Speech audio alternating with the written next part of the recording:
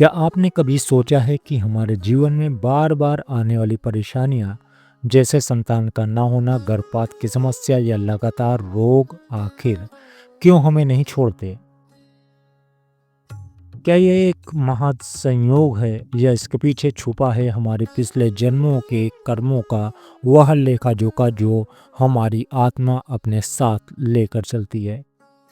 आज हम कर्म विपाक संहिता से ली गई एक अत्यंत गंभीर और दुर्लभ कथा सुनने जा रहे हैं जो कृत्तिका नक्षत्र के प्रथम चरण से जुड़ी हुई है।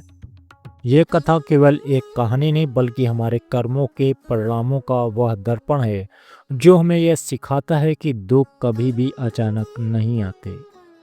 उनकी जमीन बहुत पहले तैयार हो चुकी होती है। कर्म विपाक संहिता एक प्राचीन रहस्यपूर्ण ग्रंथ है जिसमें भगवान शिव माता पार्वती को बताते हैं कि प्रत्येक नक्षत्र चरण किसी एक विशेष कर्म का फल लेता है जो जन्म जन्मांत तक आत्मा का पीछा करता रहता है। कृत्तिका नक्षत्र के प्रथम चरण की यह कथा में यह समझाती है कि एक छोटा सा गलत कर्म अगले जन्म में कितना बड़ा परिणाम दे सकता है। माता पार्वती ने पूछा, हे देव, कृत्तिका नक्षत्र के प्रथम चरण में जन्म लेने वाले मनुष्य के कर्म फल क्या होते हैं? महादेव जी बोले, हे देवी, यह कथा सुनो जो मनुष्य के कर्म और उनके परिणामों की वास्तविकता को उजागर करती है। अयोध्या के पास ईशान दिशा में गढ़नगर में अहिष शर्मा नाम का एक ब्राह्मण रहता था। धनवान, सम्मानित, रूपवान। उसकी पत्नी कला भी अत्यंत सुंदर और शुभ स्वभाव वाली थी। लेकिन महेश शर्मा अपने धर्म से भटक गया। वह रोज शिकार पर जाने लगा और एक दिन उसने एक गर्भवती मृगी को मार डाला। यह वही क्षण था जब उसके अगले जन्म के दुखों का बीज बो दिया गया। वह वृद्ध हो गया लेकिन उसके भीतर दया का भाव नहीं जागा। अंत में मृत्यु भी हुई। पत्नी कला, जो पतिव्रता और सती स्वभाव की थी, अपने पति के साथ अग्नि में सती भी हो गई।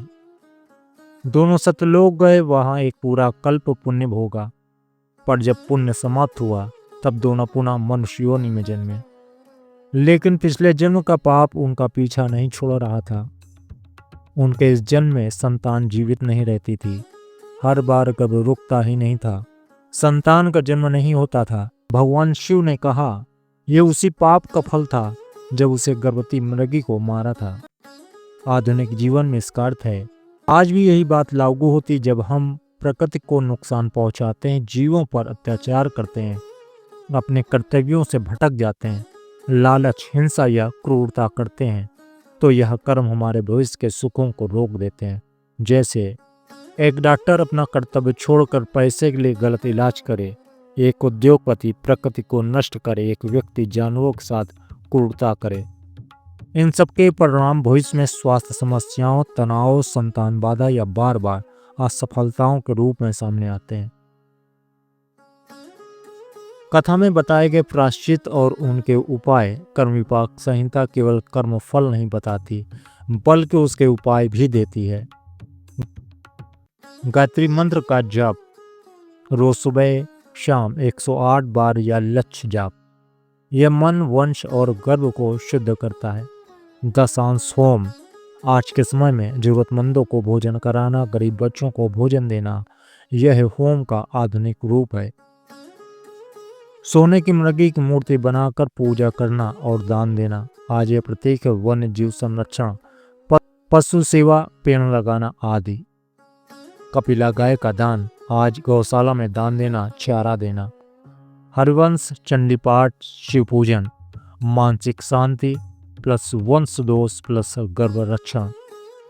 इन उपायों से संतान सुख मिलता है, गर्भपात रुकता है, रोग दूर होते हैं, जीवन में कार्य सिद्ध होते हैं।